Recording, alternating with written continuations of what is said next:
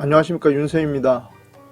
오늘은 공인중개사 필살기 상권 분석 5번째 시간으로 예비 창업자 상권 및 입지 분석 8번째 상권 분석 중요 이론 4가지 중에서 빨대 이론과 섬상권, 항아리 상권에 대해서 알아보겠습니다.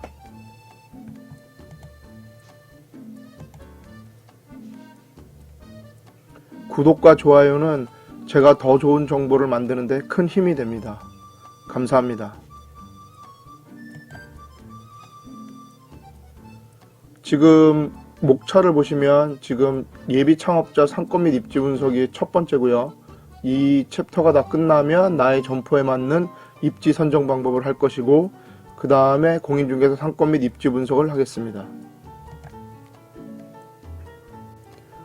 오늘은 창업자 상권 및 입지 분석 8번째 상권 분석 중요 이론 4가지 중에서 빨대 이론과 섬상권, 항아리 상권을 하겠습니다. 그리고 다음 시간에 상권은 물이다, 상권은 사람의 심리다를 하겠습니다. 먼저 그 상권 분석 중요 이론 4가지 중에서 빨대 효과를 하겠습니다.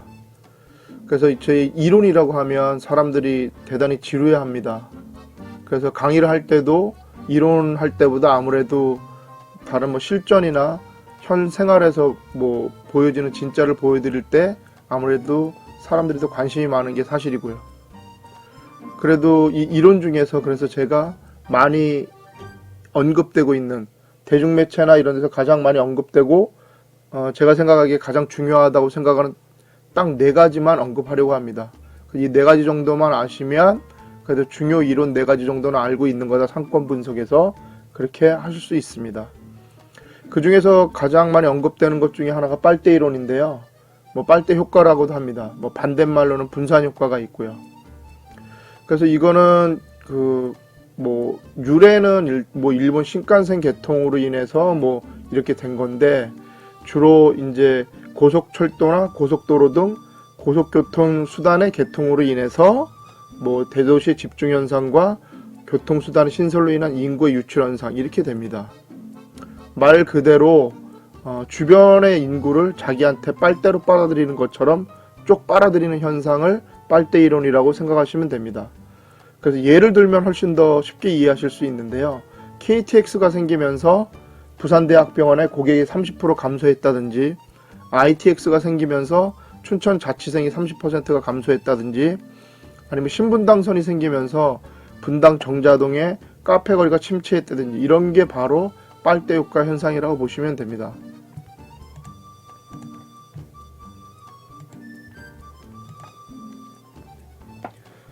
그래서 이거는 2030 서울 도시기본계획인데요. 이거에 대해서 제가 논하려는 것도 아니고 맞다 틀리다 이런 걸 얘기할 것도 아닙니다. 근데 제가 그냥 보니까 다 동그라미로 돼 있잖아요. 그래서 동그라미가 아무래도 한양도성, 여의도 영등포, 강남 이런 게 제일 크고, 이게 3도심이거든요. 그러니까 저는 이걸 갖다 그렇게 봤습니다. 빨대 이론처럼 이게 그러니까 빨대의 크기를 나타내는 거죠. 그래서 3도심, 7광역중심, 12지역중심이라 그러면 3도심이 제일 큰 거죠. 저게 제일 큰 빨대고요. 7광역중심이 그 다음 큰 것으로 그 다음 빨대라고 생각하시면 됩니다. 이런 식으로 빨대 효과는 더 큰 데에서 작은 것을 흡수하게 됩니다. 그리고 제가 가장 요즘에 관심이 많고 그래도 가장 확실하다고 생각하는 것 중에 하나가 상권 분석할 때 전철의 유동인구를 보는 것입니다. 그러니까 승하차 인원이요. 그거는 거의 틀림이 없다고 저는 생각이 들거든요. 근데 이제 제가 이 전철에서도 그래도 서울에서 3대 상권으로 보는 건 이렇게 3가지입니다. 그래서 홍대 입구, 명동, 강남입니다. 하지만 제가 이제 얼마 전에 승하차 인원을 보면서 깜짝 놀란 건 명동의 승하차 인원인데요. 생각보다 좀 적어서 깜짝 놀랐습니다.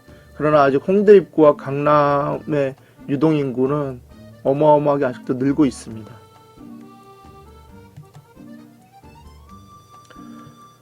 자, 다음으로는 섬상권하고 항아리 상권에 대해서 보겠습니다.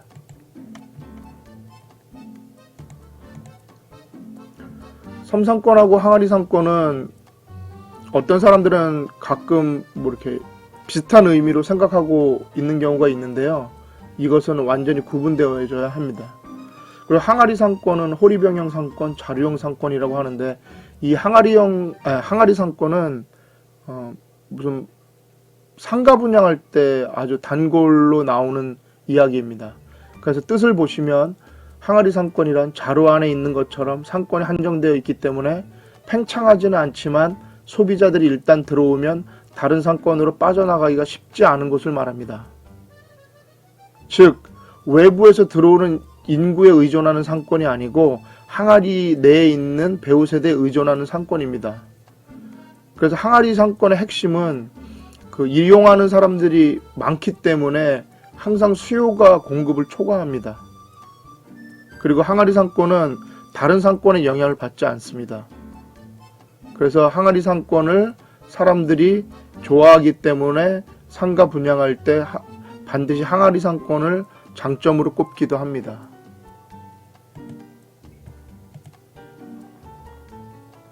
그렇다면 섬상권은 도로가 아주 넓은 도로로 둘러싸인 섬처럼 되어 있는 데가 있거든요. 그런 데를 섬상권이라고 이야기하는데요. 그 고립된 도로나 길의 면적에 따라서 항아리 상권하고 구분되기도 합니다.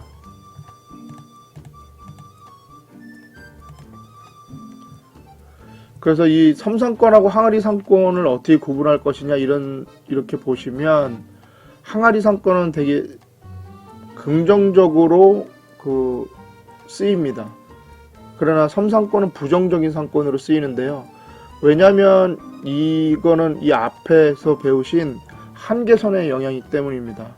그래서 상권의 한계선이 4차선 이상일 때 끊긴다고 했잖아요. 그럼 섬상권은 4차선 이상의 도로로 둘러싸인 곳이기 때문에 그 안에 들어가지를 않는 거예요, 사람들이.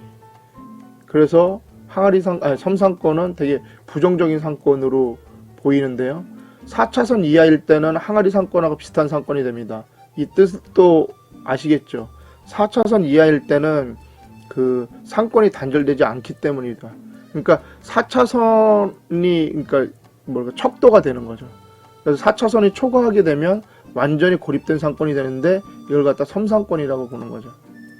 그러나 이것은 그 이론적인 거고요. 지금 현재나 앞으로 뭐 분양하는 단지가 그렇다, 뭐 그렇게만 여겨지는데요. 이거는 때에 따라서는 다를 수도 있습니다. 예를 들자면 항아리 상권에 만약에 삼겹살집이 10개 있을 때는 수요가 충분해서 계속적으로 장사가 잘 됩니다. 그러니까 수요가 공급을 항상 초과하는 거죠. 근데 만약에 거기가 이제 장사가 잘 되니까 자꾸 경쟁자들이 늘어나서 15개가 되니까 적정하게 먹고 살 수가 있고, 만약에 20개가 되면은 그 공급이 수요를 초과한다, 그렇게 될 수도 있잖아요. 그때는 섬상권이라 그래도 되게 더 안 좋은 상권으로 되는 거죠. 마찬가지로 항아리 상권이 부정적인 상권이지만, 항아리 상권에 경쟁자가 없이 만약에 삼겹살집이 나 혼자 있다, 극단적으로 표현하자면 그렇게 된다면 그 섬상권은 되게 좋은 섬상권이 될 수 있는 거죠. 상권이 될 수 있는 거죠. 그래서 그거는 섬상권은 물론 사람들이 대부분 그 사무실이 있는 곳이 섬상권이 많기 때문에 5일 상권이다, 그래서 나쁜 곳이다, 그렇게 얘기를 하는 데도 있는데요. 그것도 제가 볼 때는 맞지 않습니다. 5일로도 충분히 매출액을 낼 수 있고, 매출액을 낼 수 있으면 5일만 근무하고 이틀은 쉬는 더 좋은 상권이 될 수도 있습니다. 더 좋은 입지가 될 수도 있고요. 그래서 섬상권하고 항아리 상권을 이론적으로 구분은 하지만 이게 절대적이라고 보시면 안 되는 것 같습니다. 끝까지 봐주셔서 감사합니다. 다음 강의는 창업자 상권 입지 분석 중에서 상권은 물이다, 상권은 사람의 심리다를 진행하겠습니다. 항상 얘기하지만 건강과 미소는 돈 안 드는 최고의 마케팅입니다. 건강과 미소를 잃지 마십시오. 감사합니다.